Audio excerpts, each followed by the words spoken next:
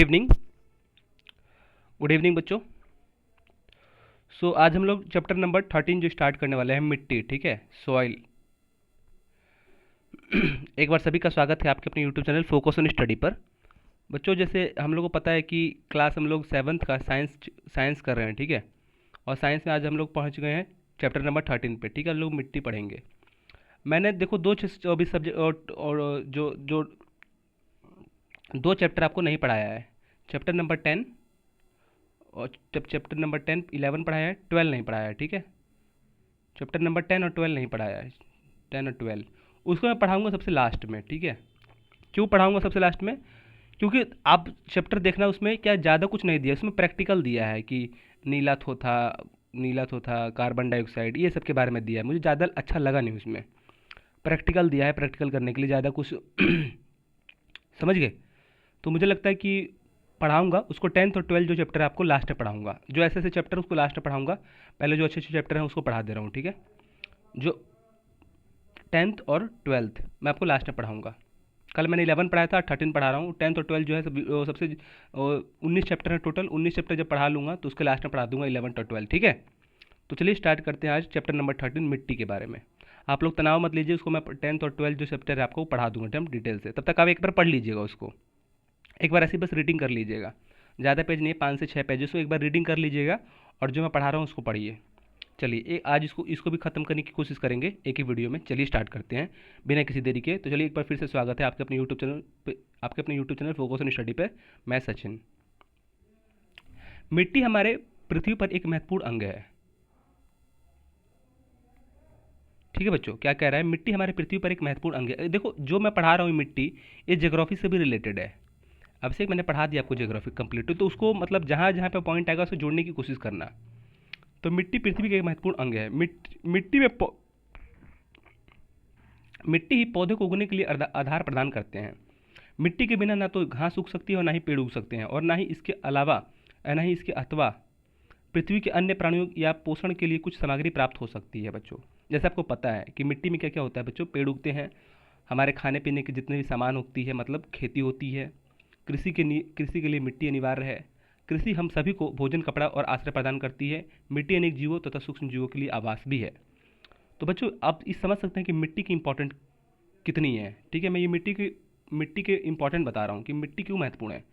अगर मिट्टी नहीं होती तो बच्चों हम लोग आज लोग जीवित नहीं होते। मिट्टी अगर नहीं होती तो ना खेती होती है, ना कोई अनाज होता, ना कोई फसल होती, और ना ही हम लोग खा पाते, और ना ही कुछ खा पाते, तो हम लोग का जीवन नहीं रहता या खतरे में पड़ जाता, ठीक है। और आज मिट्टी दिनों दिन क्या होती है, प्रदूषित होती जा रही है बच्चों, जिसकी वजह से हमारे जो खाना अनाज है वो भी क्या हो रहे हैं, दूषित होते जा रहे हैं, ठीक है। तो चलिए आपको फिर से पढ़ाते हैं कि एकदम detail to A to Z पढ़ाने की कोशिश करूंगा मैं, ठीक है बच्चों। A to Z आपको कोई भी इस चैप्टर में दिक्कत नहीं आने वाली। आप कहीं से पढ़िए, आप एक ही जगह पढ़ लीजिए, आप इसके अलावा दुनिया में कहीं पढ़िए इस चैप्टर को, कोई पॉइंट नहीं होगा जो मैंने नहीं बताया हो, ठीक है। तो चलिए स्टार्ट करते हैं। आप लोगों ने समझ गया कि मिट्टी की इंपॉर्टेंट क्यों है। अब सीधे चैप्टर पे चलते हैं। अरे ऊपर हो जा भाई। मिट्टी इस विभिन्न स्थानों से मिट्टी के कुछ नमूने एकत्रित कीजिए और उनको ध्यानपूर्वक देखिए। आपने अवलोकन किया, अपने अवलोकनों को एक तालिका में लिखिए, ठीक है। तो मिट्टी अलग अलग जगह, देखो हर क्षेत्र में अलग अलग प्रकार की मिट्टी होती है। मिट्टी जरूरी नहीं कि कोई एक प्रकार की हो। आप पहाड़ी क्षेत्र में जाएंगे तो हमें पहाड़ी मिट्टी कहलाएगी। आप रेगिस्तानी क्षेत्र, देखो जब पहाड़ी मिट्टी क्षेत्र में जाएंगे तो पहाड़ की पहाड़ का जो टूटा वगैरह होगा उसको छोटा छोटा मटेरियल, उसको कहते हैं पहाड़ी मिट्टी। आप रेगिस्तान वगैरह में जाएंगे तो उसे कहते हैं रेगिस्तानी मिट्टी या बालू मिट्टी। आप गंगा के किनारे जाएंगे तो उसे कहते हैं क्या, काली मिट्टी या बांगर वगैरह मिट्टी, ठीक है। तो अलग अलग प्रकार की अलग अलग मिट्टी होती है। कहीं आप उत्तर भारत में चल जाएंगे या दक्षिण भारत में चल जाएंगे तो वहाँ पर लाल मिट्टी। तो मिट्टी बहुत प्रकार की होती है बच्चों, मैं आपको आगे बताने की कोशिश करूँगा, ठीक है। ये जिज्ञासा पैदा कर रहा हूँ इस चैप्टर को समझने के लिए। तो हम लोग सबसे पहले समझते हैं कि पॉइंट नंबर 1 समझते हैं मिट्टी का निर्माण कैसे होता है आखिर, ठीक है। तो पॉइंट नंबर क्या है हमारा, मिट्टी का निर्माण, ठीक है। जो पहला पॉइंट है मिट्टी का निर्माण, पवन जल और जलवायु की, ठीक है। पवन जल और जलवायु, देखो एक एक पॉइंट ध्यान से समझना। क्या लिखा है, पवन जल और जलवायु की क्रिया से चट्टानों के टूटने पर मिट्टी का निर्माण होता है। पवन जल और जलवायु की क्रिया से, मतलब पवन जल और जलवायु की क्रिया से, जलवायु के द्वारा चट्टानों के टूटने पर मिट्टी का निर्माण होता है बच्चों। ये मान लो कि पहाड़ है, यहाँ से मान लो कि हवा बहेगी तो हवा हवा इससे टकराएगी, और टकराएगी तो छोटा छोटा मात्रा में टूटने की कोशिश करेगी। देखो यहाँ पे टूट रही है छोटे छोटे। या बरसात होगी तो पानी ऊपर से गिरेगा तो ये भी टूटने का मात्रा में छोटे छोटे करेगी।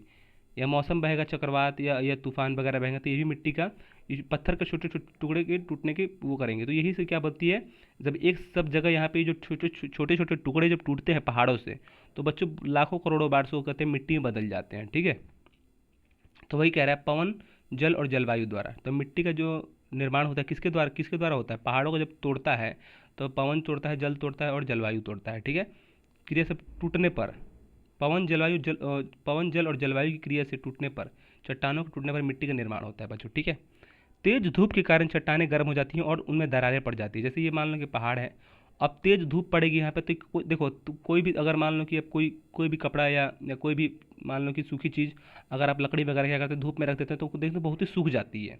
और सूख जाने के बाद क्या होता है, उसमें उसमें से चटकने पड़ने लगती है। जैसे ये मान लो कि लकड़ी है मोटा सा, इसको धूप में रख देंगे गर्मी के मौसम में, तो बीच में चटकन पड़ जाएंगे, दरार पड़ जाएंगी। ठीक है, उसी प्रकार पहाड़ में भी दरार पड़ते हैं। पहाड़ में जब दरार पड़ते हैं तो क्या होते हैं, वो बहुत सी कमज़ोर हो जाती हैं। और जहाँ पे पानी बरसता है वहाँ पे हवा आता है, तो क्या होती है, पहाड़ के जो दरार पड़ते हैं वो धीरे धीरे टूटने लगते हैं आपस में। ठीक है, और उसी प्रक्रिया से जब पहाड़ के से चट्टानें टूटती हैं और नदियाँ के द्वारा नीचे बह के आती हैं, तो जब एक जगह इकट्ठी होती है तो उसी से कहते हैं मिट्टी बन जाता है। ठीक है, मिट्टी एक दिन में नहीं बनता, बहुत दिनों के बाद, करोड़ों वर्ष के बाद बनता है बच्चों।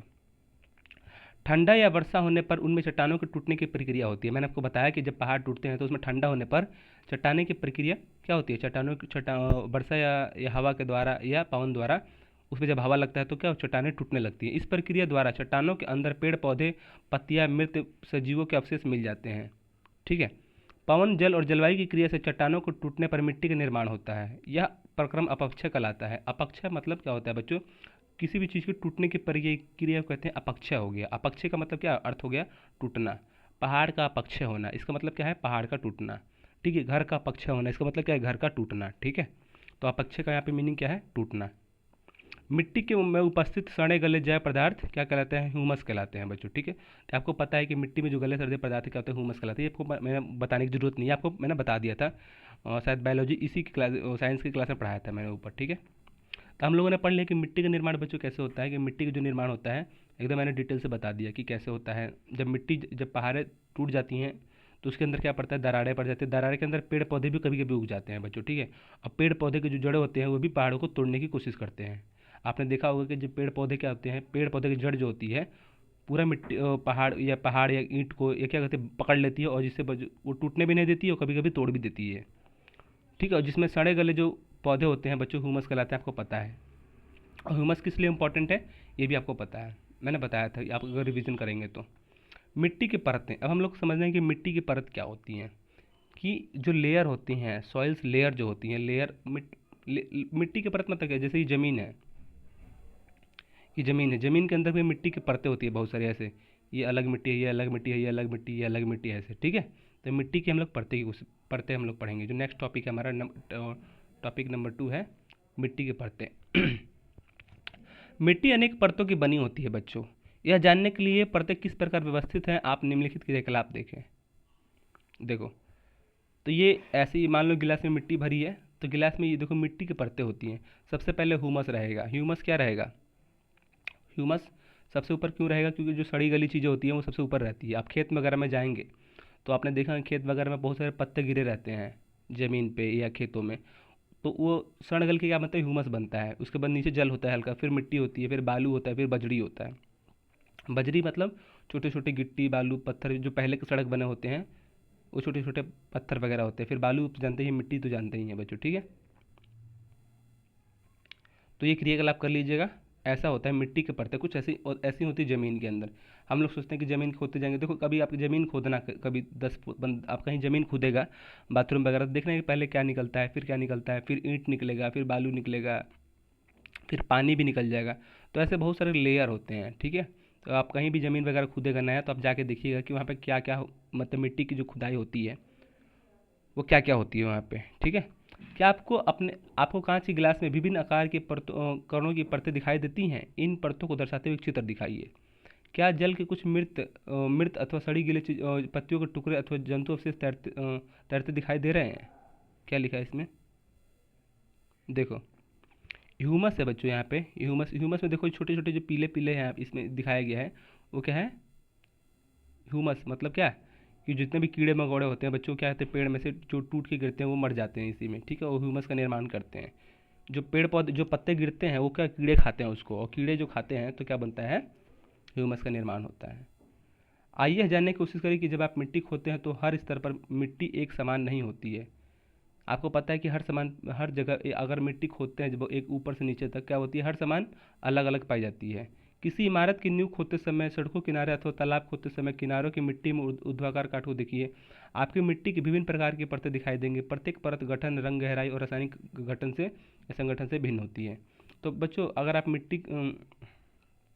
कहीं मिट्टी वगैरह कहीं खुदता है, कहीं कटान होता है, तो देखेंगे उसका रंग अंदर भी हल्का ऊपर काली मिट्टी रहेगी, फिर नीचे पीली, फिर नीचे हल्का लाल, फिर नीचे बालू मिलेगा, फिर पानी मिलेगा, फिर गिट्टी मिलेगा, ऐसे। ठीक है, तो क्या होता है, मिट्टी की जो लेयर होती है बहुत ही अलग अलग होती है। देखो यहाँ पे मिट्टी की लेयर कैसे हैं। पहले ऊपर क्या है, एकदम ऊपर घास वगैरह है, फिर उसके नीचे हल्की हल्की पतली, फिर उसके नीचे हल्की पतली, फिर उसके नीचे हल्का मोटा, फिर इसको वो हल्का बड़ा, फिर ऐसे बहुत, फिर एक चट्टान, ऐसे बनती है मिट्टी। ठीक है, ये मिट्टी की हम लोग सोचते हैं कि मिट्टी खोदेंगे तो क्या हो देगा, सभी जगह सामान मिलेगा, नहीं। ठीक है, याद रखना। चलो, अब हम लोग पढ़ेंगे नेक्स्ट। हम सामान्यतः मिट्टी की ऊपरी परत को देखते हैं। सबसे ऊपरी वो वाली परत गहरे रंग की होती है बच्चों। हम लोग जब सबसे ऊपर वाली जब हम लोग कहाँ देखते हैं, मिट्टी वगैरह खोदने जाते हैं, कहीं मिट्टी लेने जाते हैं, तो क्या होता है कि सबसे,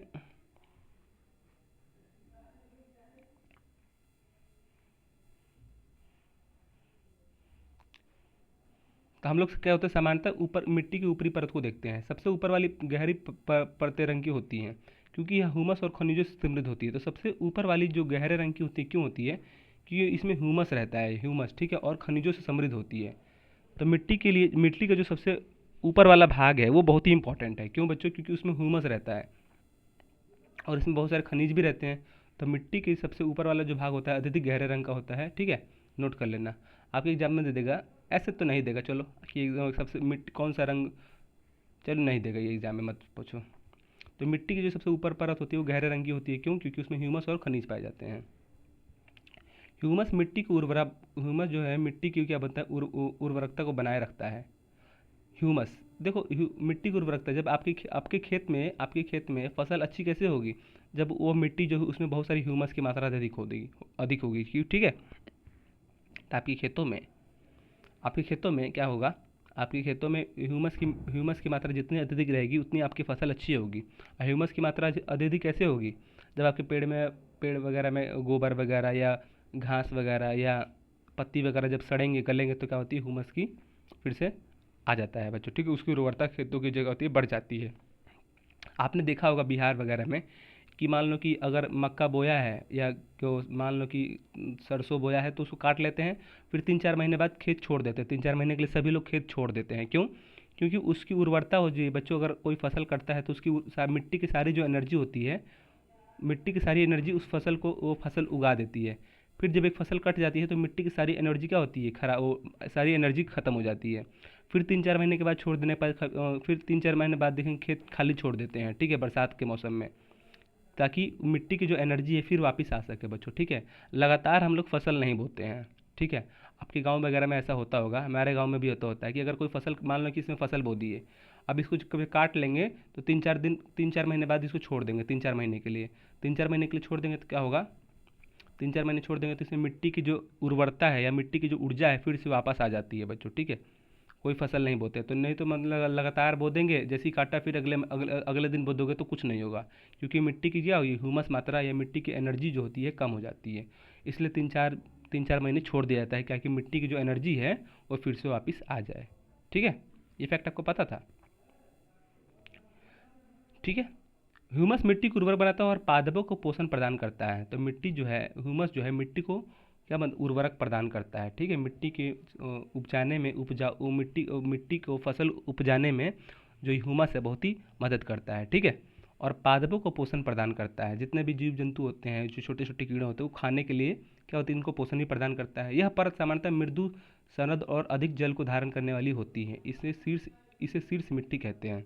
तो जो सबसे ऊपर वाली जो मिट्टी होती है इसको क्या कहते हैं, शीर्ष मिट्टी कहते हैं, मतलब शीर्ष मतलब पहला भाग, ठीक है, ये पहला भाग है शीर्ष, ठीक है। इसमें क्या होती है कि जल को धारण करने की अब सबसे अधिक क्षमता होती है। तो सबसे पहला भाग क्या क्या कहते हैं बच्चों, यहाँ पे लिखा भी है यह, परंतु होती है, इसे शीर्ष मिट्टी कहते हैं। तो जब सबसे शीर्ष, शीर्ष मतलब क्या, पहला, तो जब सबसे पहला भाग होता है मिट्टी का, वो क्या होता है, उसमें ह्यूमस की मात्रा अधिक रहती है, ठीक है, और जल को धारण करने के लिए महत्वपूर्ण होती है बच्चों, ठीक है। ये जो ऊपर वाली मिट्टी है जल को धारण करने के लिए महत्वपूर्ण होती है, इसको क्या कहते हैं, शीर्ष मृदा भाग, ठीक है। जल को धारण करने वाले के लिए क्या होती है, महत्वपूर्ण होती है, इसे शीर्ष मृदा कहते हैं। छोटे पौधों की जड़ें पूरी तरह शीर्ष मिट्टी में ही रहती हैं। तो जितने भी छोटे छोटे पौधे होते हैं, छोटे छोटे पौधे होते हैं, उसकी जो जड़ें होती है शीर्ष मृदा तक ही रहती है, ठीक है, क्योंकि बहुत ही मुलायम होती है। शीर्ष मृदा जो होती है, शीर्ष मृदा जो पहला सबसे मिट्टी का पहला भाग, इसी को हम लोग खोदते हैं अधिकतर। इसमें इसी में क्या होती है, खेती होती है। जब कोई भी खेती वगैरह बोते हैं तो इसकी जड़ जो होती है यहीं तक पहुंच पाती है, पूरा नीचे नीचे तक नहीं पहुंच पाती है बच्चों, ठीक है। क्योंकि जो क्योंकि यहीं तक क्या होता है कि छोटे छोटे जो पौधे होते हैं, धान या गेहूँ, ये सब का, इस सब का जड़ कहाँ रहता है, शीर्ष मृदा में ही रहता है। शीर्ष मृदा में क्यों, क्योंकि शीर्ष मृदा में ह्यूमस की मात्रा अत्यधिक होती है, खनिज की मात्रा अत्यधिक होती है, ठीक है। इसी की वजह से इन लोगों का जड़ क्या रहता है, ऊपर ही रहता है, मतलब शीर्ष मृदा में रहता है। जहाँ तक शीर्ष मृदा रहता है, फर्स्ट मृदा, उसे शीर्ष मृदा कहते हैं, क्योंकि उसमें ह्यूमस की मात्रा अधिक होती है। इसका रंग क्यों गाढ़ा होता है, क्योंकि ह्यूमस की मात्रा अधिक रहती है, ठीक है। और इसमें खनिज भी क्या होती है, बहुत ही अधिक मात्रा में पाए जाते हैं, ठीक है, जिससे फसलों को या मिट्टी को उर्वरता बनता है, या मतलब उर्वरता प्रदान होता है, और पादपों को पोषण प्रदान होता है। यह परत मृदु संरचना और अधिक जल को धारण करती है। जो ये ऊपर वाला मृदा है, इसे कहते हैं शीर्ष मृदा, वो अत्यधिक जल को धारण करती है। छोटे पौधों की जड़ें पूरी तरह इसी मृदा में रहती हैं बच्चों, ठीक है। जो छोटे पौधों के जितने भी जड़ होते हैं अधिकतर इसी मृदा के अंतर्गत पाए जाते हैं, ठीक है। उसकी जड़ जो है नीचे तक नहीं पहुंच जाती है छोटे पौधों की, ठीक है। ये बड़े बड़े जो पेड़ होते हैं, बरगद वगैरह, उस सब की जड़ें बहुत ही नीचे नीचे तक होती है। शीर्ष मृदा के नीचे, शीर्ष मृदा के नीचे क्या लिखा है, शीर्ष मृदा के नीचे की परत को ह्यूमस कमी होती है। तो देखो मैंने अभी बताया था, जो सबसे ऊपर वाली मृदा है उसमें शीर्ष मृदा, सबसे ऊपर वाली मृदा शीर्ष मृदा कहते हैं। इसमें क्या ह्यूमस की मात्रा अधिक होती है, और इसके नीचे वाले मात्रा में, यहाँ पे देखो 2 में, इसमें क्या होती है, ह्यूमस की मात्रा कम होती है। बताओ क्यों? क्योंकि देखो ऊपर वाले मात्रा में यहाँ पे पेड़ पौधे गिरेंगे, यहीं पे पेड़ पौधे टूट के यहीं पे रहेंगे, लेकिन पेड़ पौधे टूट के यहीं पे रहेंगे तो इसकी सिर्फ क्षमता बढ़ेगी ना, इसकी क्षमता कहाँ बढ़ेगी, क्योंकि पेड़ पौधे की मात्रा यहाँ तक नहीं पहुँच पाएगी, ऊपर ही रह जाएगा। सबसे पहले शीर्ष शीर्ष जो भाग है मिट्टी का, उसी पे तो जितने भी बरसात होंगी या जितने भी वर्षा होगी, जितना भी नया नदी का बाढ़ आएगा, नदी का नया मिट्टी जब लाएगी, या पेड़ पौधे के गिरेंगे, पेड़ पौधे जब गलेंगे सड़ेंगे, तो क्या शीर्ष मृदा पे ही सब चीज़ होता है। और शीर्ष मृदा पे होगा तो सारा एनर्जी इसी में मिलेगा, नीचे नहीं मिलेगा, ठीक है। सेकंड वाले भाग में, यहाँ पे जो सेकंड भाग लिखा है, ठीक है। तो शीर्ष मृदा नीचे की परत क्या होती है, ह्यूमस कम होती है। सबसे ज़्यादा ह्यूमस कहाँ पाया जाता है, तो आप कहेंगे शीर्ष मृदा में, ठीक है। और इसमें क्या होती है, परत में ह्यूमस की मात्रा कमी होती है, लेकिन खनिज अधिक होते हैं। तो जो सेकंड वाला, जो यहाँ पे देखो बच्चों, सेकंड वाला स्टेज है, यहाँ पे ह्यूमस की मात्रा इसमें अधिक होती है, खनिज की मात्रा भी ठीक ठाक होती है। लेकिन सेकंड वाले में क्या है, ये ऊपर वाला शीर्ष मात्रा, ये बीच वाला मार्ग है मिट्टी का, बीच वाले में क्या होता है, ह्यूमस की मात्रा कम होती है, लेकिन खनिज की मात्रा क्या होती है, अत्यधिक होती है। नोट कर लेना, इसमें खनिज की मात्रा ऊपर वाले में होती है, देखो यहाँ पे लिखा भी तो है साइड में ऊपर वाला, लेकिन जो सेकंड वाला में, सेकंड जो मिट्टी की लेयर है, उसमें क्या ह्यूमस की मात्रा कम होती है। क्यों? क्योंकि पेड़ पौधे इस पर थोड़ा ना गिरेंगे, ऊपर वाले पे तो गिरेंगे, लेकिन इसमें खनिज की मात्रा क्यों ज़्यादा होती है? क्यों?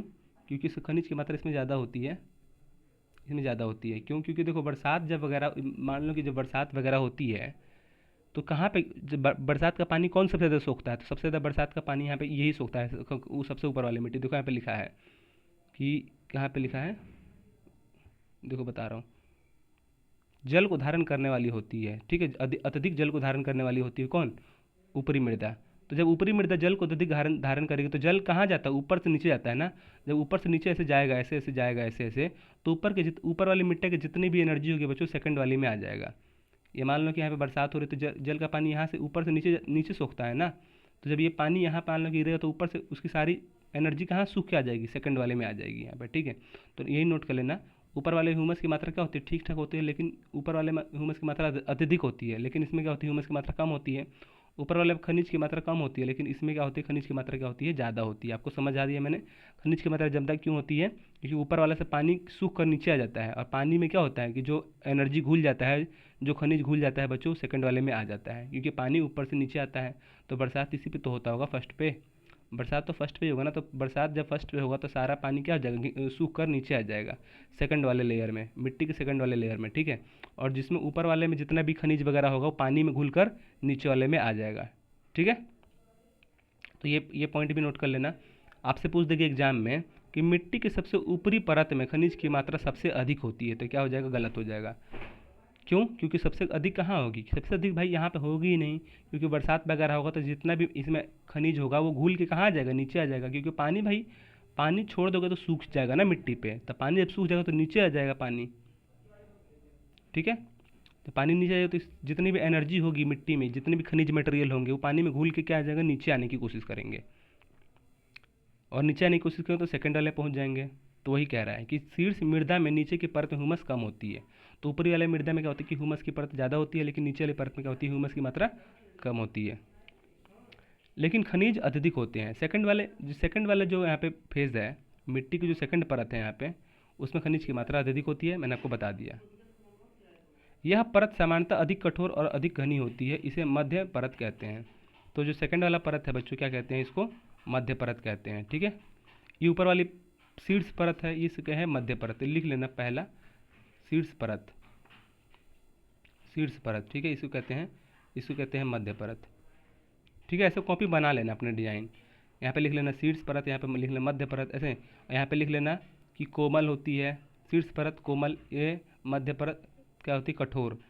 और शीर्ष परत में यहाँ पे लिख लेना इसी साइड में, कहीं भी इसी साइड लिख लेना, कहीं भी इसमें जगह नहीं इसलिए बता रहा हूँ इधर, कि ह्यूमस की मात्रा अत्यधिक होती है, खनिज की मात्रा कम होती है। यहाँ पे लिख लेना सेकंड वाले में, फिर खनिज की मात्रा अधिक होती है और ह्यूमस की मात्रा इसमें कम होती है, ऐसे ऐसे आपको पता चल जाएगा, ठीक है। तीसरी परत जो दरारों और विद्रोह मुक्त चट्टानों के ढेलों से बनी होती है, इस परत के नीचे आधार सेल होता है जो कठोर होता है और इसे कुदाल से खोदना कठिन होता है। जो तीसरी सेल है यहाँ पे देखो, ये क्या है, तीसरा भाग है मिट्टी का, क्या है, जो तीसरा स्टेज है यहाँ पे, तीसरा फेज ये है। तो क्या कह रहा है, जो तीसरा भाग है काफ़ी कठोर होता है।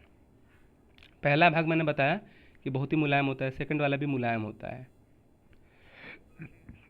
लेकिन जो थर्ड वाला देखो यहाँ पे स्टेज है, थर्ड वाला स्टेज है यहाँ पे, थर्ड वाला स्टेज क्या होता है, काफ़ी क्या होता है, कठोर होता है, ठीक है। मृदा में ह्यूमस कम होती है। तीसरी परत जो दरारों से और चट्टानों के ढेलों द्वारा बनी होती है, इस परत के नीचे आधार सेल होता है। इस परत के नीचे क्या होता है, देखो इस परत के नीचे जो थर्ड स्टेज है, थर्ड के नीचे क्या होता है कि पहाड़ी वगैरह होती हैं, चट्टान वगैरह होते हैं जो काफ़ी कठोर होते हैं। इस परत के नीचे आधार सेल होता है जो कठोर होता है, इसे कुदाल से खोदना काफ़ी कठिन होता है।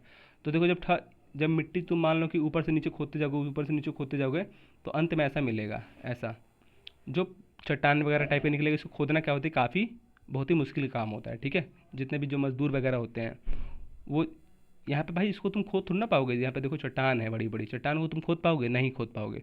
इसी के ऊपर सारा मिट्टी जमते गए और ऊपर क्या हो गए, ऊपर शुष्क मृदा या कमज़ोर मृदा ऊपर होने लगी, जिसे आसानी से हम लोग, देखो इसको तुम कुदाली से कोद सकते हो। अब से जैसे खेत वगैरह में काम करते हैं तो हम लोग इसी को कोड़ते हैं कुदारी वगैरह से, ठीक है। खूब से खूब इसको कोड़ते हैं सेकंड वाले को, लेकिन थर्ड वाले और फोर्थ वाले को हम लोग नहीं कोड़ पाते हैं, ठीक है, क्योंकि काफ़ी हार्ड होती है। देखो यहाँ पे बड़े बड़े चट्टान के रूप में होते हैं मिट्टी, ठीक है। हम लोग जैसे खेतों वगैरह में काम करते हैं तो हमारी जो फसल होती है इसी में होती है, फर्स्ट मृदा में, क्योंकि ह्यूमस की मात्रा अधिक होती है, खनिज की मात्रा भी ठीक ठाक होती है। या तो सेकंड में करते हैं या तो फर्स्ट में करते हैं बच्चों, ठीक है।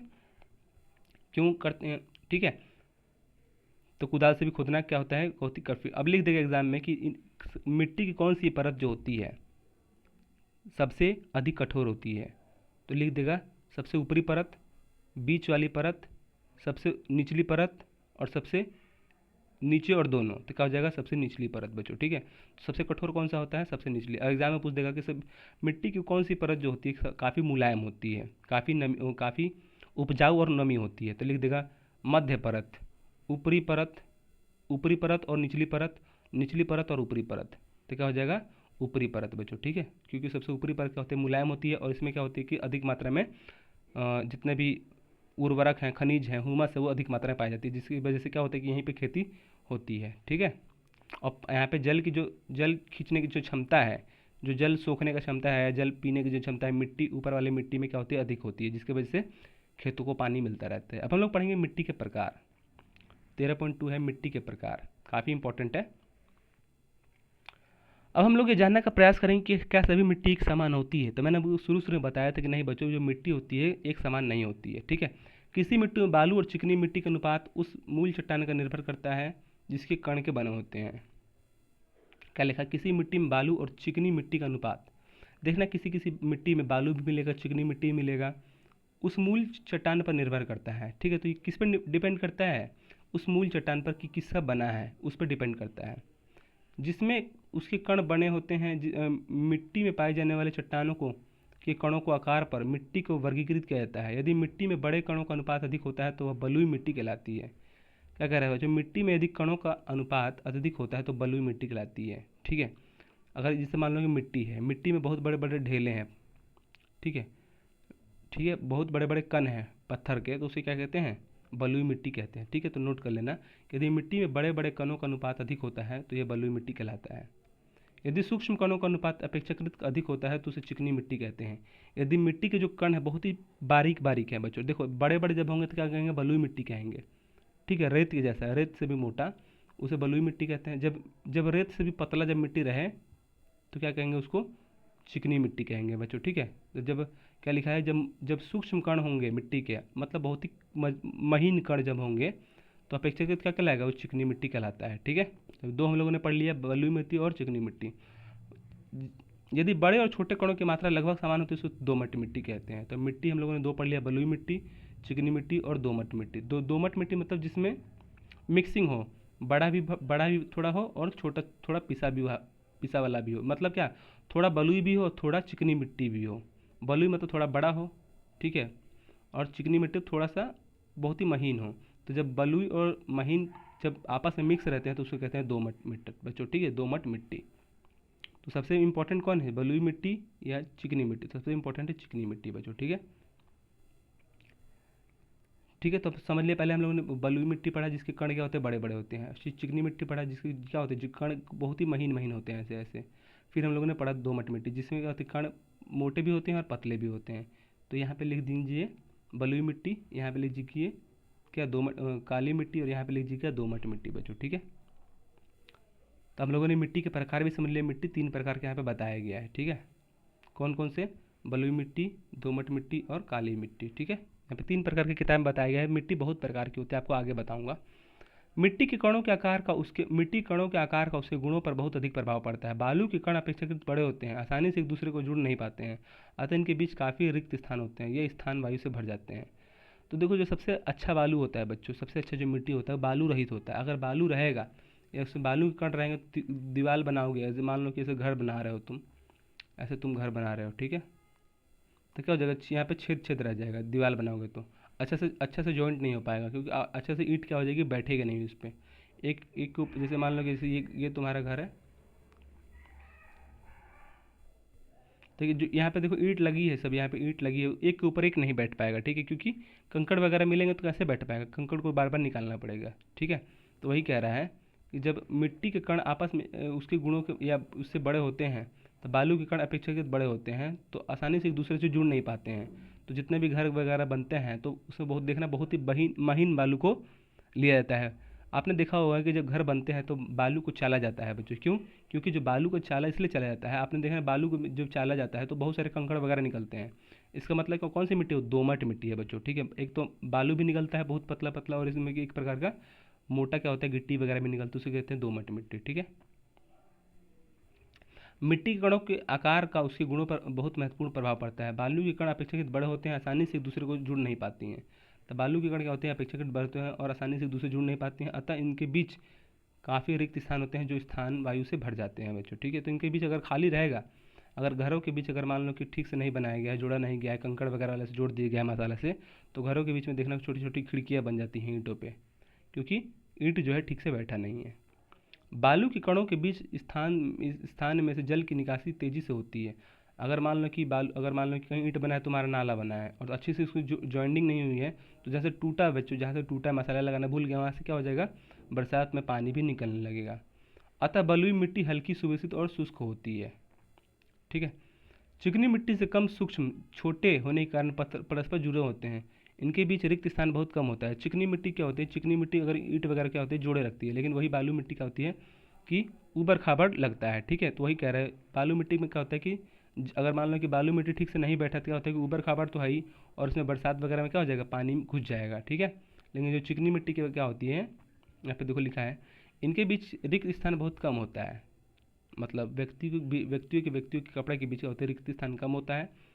ठीक है, बलुई मिट्टी के विपरीत इनके कणों के बीच में सूक्ष्म स्थान से जल रुक जाता है। अतः चिकनी मिट्टी में वायु कम होती है, लेकिन यह भारी होती है क्योंकि इसमें बलुई मिट्टी की अपेक्षाकृत अधिक जल रहता है।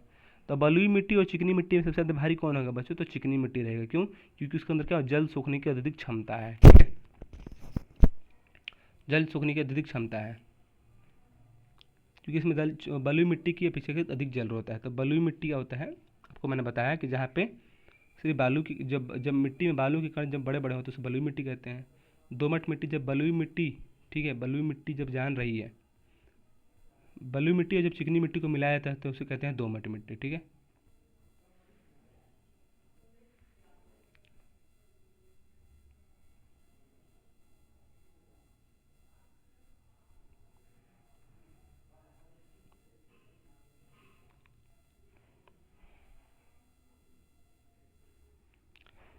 ठीक है। पादपों को तो चिकनी मिट्टी इंपॉर्टेंट है कि बलुई मिट्टी इंपॉर्टेंट है, बताओ। बलुई मिट्टी इंपॉर्टेंट कम है। देखो जरूरी नहीं कि हमेशा कम ही काम नहीं आएगा, उसकी जो उपयोग है कम है, लेकिन चिकनी मिट्टी का उपयोग ज़्यादा है। क्यों, क्योंकि चिकनी मिट्टी से जो घर वगैरह बनते थे पहले, उनके बीच में क्या होता है, दीवारों के बीच क्या होता है कि गैप नहीं होता था। लेकिन बलुई मिट्टी में क्या होता था कि दीवारों के बीच का गैप हो जाता था, जिसकी वजह से हवा जाती थी उसके अंदर, या टूट भी सकता था, या कीड़े मकोड़े, मान लो कि ये घर बना है आपका, और घर वगैरह में छेद था, मिट्टी के घर में छेद भी रहता है, तो उसमें कीड़े मकोड़े घुसे रहते हैं बच्चों। ठीक है, तो मिट्टी के लिए कौन सा इंपॉर्टेंट है, जिसमें जो घर एकदम सेपरेट लगे, मतलब टू ईंट जो है एक साइज एकदम एक समान लगे, तो उसे चिकनी मिट्टी या दोमट मिट्टी कहते हैं। ठीक है, अच्छी मिट्टी, पादपों को उगने की सबसे अच्छी मिट्टी कौन सी, दोमट मिट्टी है। दोमट मिट्टी में हुमस होती है। इस प्रकार की मिट्टी में पादपों की वृद्धि की उचित मात्रा में जल धारण क्षमता होती है। क्या सभी प्रकार की मिट्टी के खिलौने, बर्तन और मूर्ति बनाई जा सकती है, इसको पता करने के लिए क्रियाकलाप करें। तो पहले हम लोग भी क्या करते थे, कहीं पार्क वगैरह में जाते थे तो क्या करते थे कि वहाँ से मिट्टी उठा के ला के खिलौने वगैरह बनाते थे।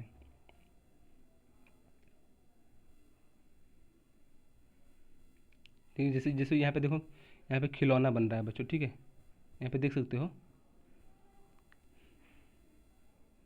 ठीक है, तो अब लोग समझ गए कि मूर्ति वगैरह सब बनाई जाती है, खिलौने वगैरह सब बनाए जाते हैं मिट्टी से। क्रियाकलाप क्या दिया है बच्चों, आप ये पढ़ लेना। ठीक है, कोई इंपॉर्टेंट मेरे को नहीं लगा क्रियाकलाप वगैरह रहता है। ठीक है, पढ़ लेना। ये हाथ में ये गेंद बना रही है। अब हम लोग पढ़ेंगे मिट्टी गुणी, मिट्टी में पानी। नेक्स्ट जो थर्ड हमारा टॉपिक है, मिट्टी के गुण और मिट्टी में पानी। तो मिट्टी के गुण समझते हैं कि मिट्टी की क्या क्या क्वालिटी है बच्चों। हम लोगों ने पढ़ा अभी कि मिट्टी का निर्माण कैसे होता है। फिर सेकंड में पढ़ा, हम लोगों ने क्या पढ़ा था सेकंड टॉपिक की, सेकंड टॉपिक पर क्या पढ़ा था भाई, मिट्टी के अवस्था प्रकार, सॉरी, मिट्टी के जो लेयर हैं। ठीक है, क्या मिट्टी कौन सा पढ़ा था, मिट्टी के प्रकार। ठीक है, मिट्टी कौन कौन से प्रकार की होती है, तो मैंने आपको बताया था 3 मिट्टी। आपको कमेंट में लिखना है कौन सी 3 मिट्टी। कमेंट मैंने मत लिखना है, चलो छोड़ो। ठीक है, अब से कमेंट में मत लिखना, और सब लिख ले देना।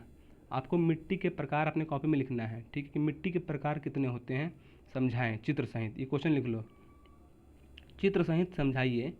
चित्र सहित समझाइए कि मिट्टी के प्रकार कितने प्रकार के होते हैं। आपको चित्र भी बनाना है और दर्शा भी देना है कि क्या क्या पाया जाता है, क्या क्या नहीं पाया जाता है। ठीक है, तो चित्र सहित क्या करना है, चित्र सहित मिट्टी के जो दर्पण है उसको बनाना है। दोपहर के किसी खेत में होकर गुजरे हैं, संभवतः आपने देखा है कि जमीन ऊपर की वायु चमकते हुए कंपन कर रही है। ऐसा क्यों होता है, आइए इस क्रियाकलाप को पता करें। क्या कह रहा है कि ऐसा क्यों होता है, कि आइए क्या लिखा है कि आपने देखा होगा कि जमीन ऊपर की वायु चमकते हुए कंबल कर रही है।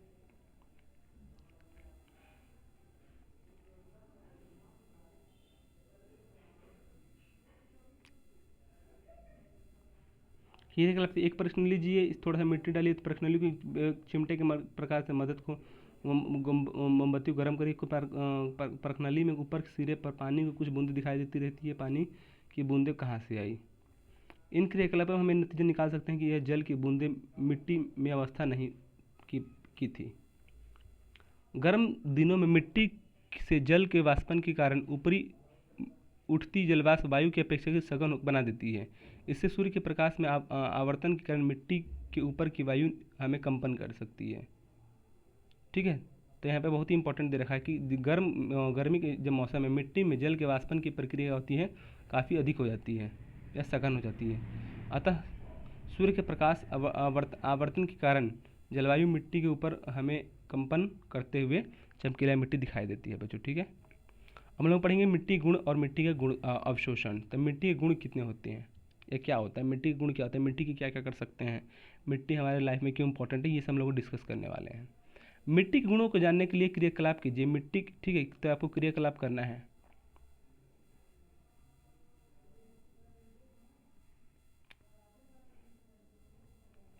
ठीक है, मिट्टी के लिए क्या करना है, क्रियाकलाप करना है।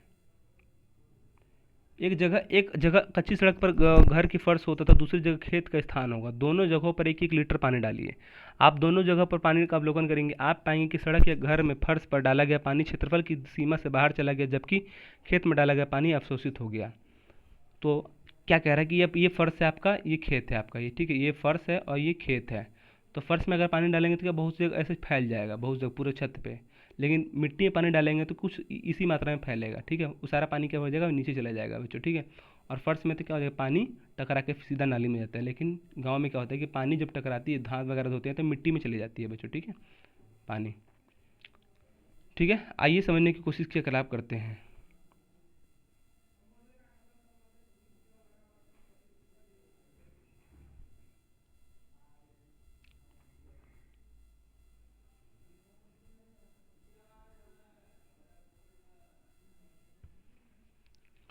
ये क्या टॉपिक है नया यार, ये पढ़ लेना ये। ठीक है, ये क्रियाकलाप करो, अच्छा अपने से पढ़ लेना सब लोग। मिट्टी द्वारा जल का अवशोषण। तो हम लोगों ने ही पढ़ा कि मिट्टी के गुण क्या क्या बच्चे होते हैं। तो मिट्टी के गुण क्या होते हैं, पानी का अवशोषण कर लेता है। ठीक है, पानी का अवशोषण मतलब क्या, मिट्टी के गुण क्या है, पानी का अवशोषण कर लेता है। पानी जब गिरा रहता है, मिट्टी अपने अंदर उसको समाहित कर लेता है। तो पहले मिट्टी के गुण क्या है, पानी का अवशोषण करना, मतलब पानी को चुरा लेना।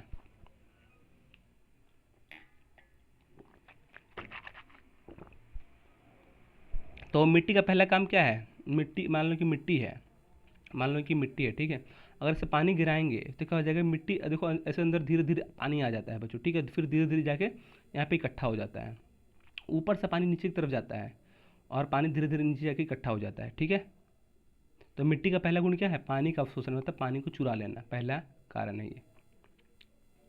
देखो ये जैसे ये किया है बच्चा, ये प्रैक्टिकल कर लेना आप। या कैसे चुराते, जैसे मान लो कि मिट्टी का क्षेत्र है, अगर उस पानी डालेंगे तो कुछ देर बाद देखना पानी सूख जाता है नीचे। तो पानी गया कहाँ, कुछ वाष्पोत्सर्जन के माध्यम से वो ऊपर उड़ गया, और कुछ जो पानी गर्म नहीं हुआ ज़्यादा और वो नीचे चला गया। ठीक है, कुछ वायुमंडल में चला गया गर्म होकर, और कुछ कहाँ पे चला गया, ज़मीन के अंदर। तो पहला कारण क्या हुआ, मिट्टी का यहाँ पे अवशोषण हो गया। ठीक है, पानी ने चुरा लिया उसको, ज़मीन ने चुरा लिया। इसको पढ़ लेना। ठीक है, ये सूत्र फूत्र अभी काम नहीं आएगा, आप जब बड़े होंगे तब काम आएगा। हम लोग पढ़ेंगे मिट्टी द्वारा जल का अवशोषण।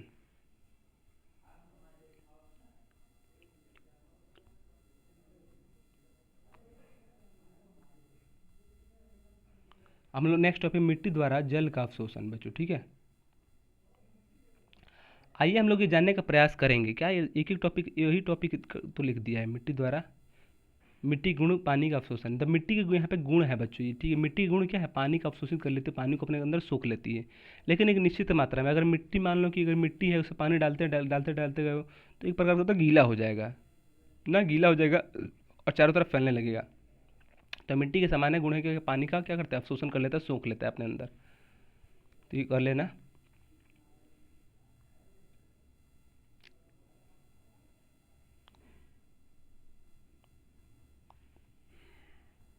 वही है।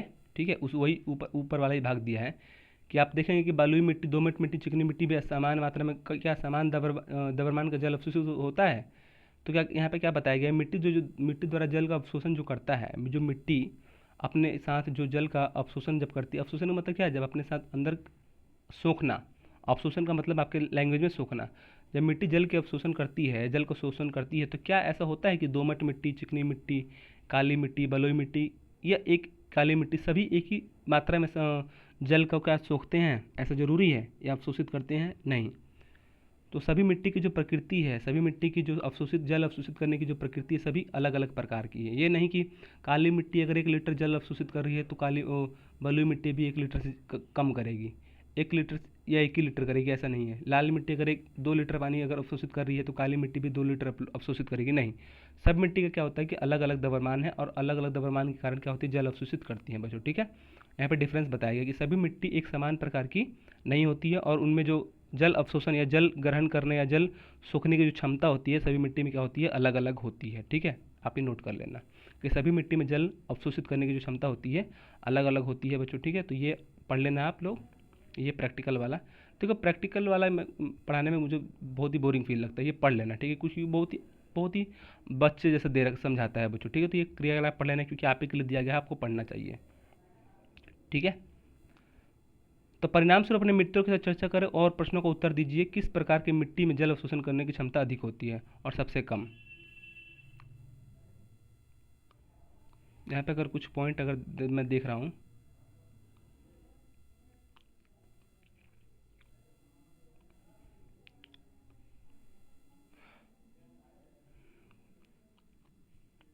किस प्रकार की मिट्टी अंतः सबसे अधिक करती है और किस प्रकार की सबसे कम, ठीक है। तो आप इसमें बताया नहीं गया है बच्चों कि आप अपना अपने रूम से, या मैं बता दे रहा हूँ कि मुझे लगता है कि सबसे ज़्यादा काली मिट्टी करती है। काली मिट्टी में नहीं, काली मिट्टी नहीं करती। सबसे ज़्यादा जो बलुई मिट्टी होती है बच्चों, सूखी होती है। बलुई मिट्टी जब सूखी होती है तो क्या हो जाएगा, गर्म भी रहती है, इसलिए सबसे ज़्यादा पानी को वही सोखती है। देखना बालू वगैरह में कितने भी पानी डालो क्या हो जाएगा, सूखते रहता है, सूखते रहते सूखते रहता है। देखना, जैसे मान लो कि आप गंगा के घाट से बालू थोड़ा लेके आना, जहाँ पे बालू वगैरह गिरा रहता है घर बनाने वाला, वहाँ पे कितना ही पानी डाल दो क्या हो जाएगा, सूखते रहेगा, सूखते रहेगा, सूखते रहेगा, सूखते रहेगा। और जहाँ पे चिकनी मिट्टी है वहाँ पे थोड़ा पानी डाल दो गीला हो जाएगा, ठीक है।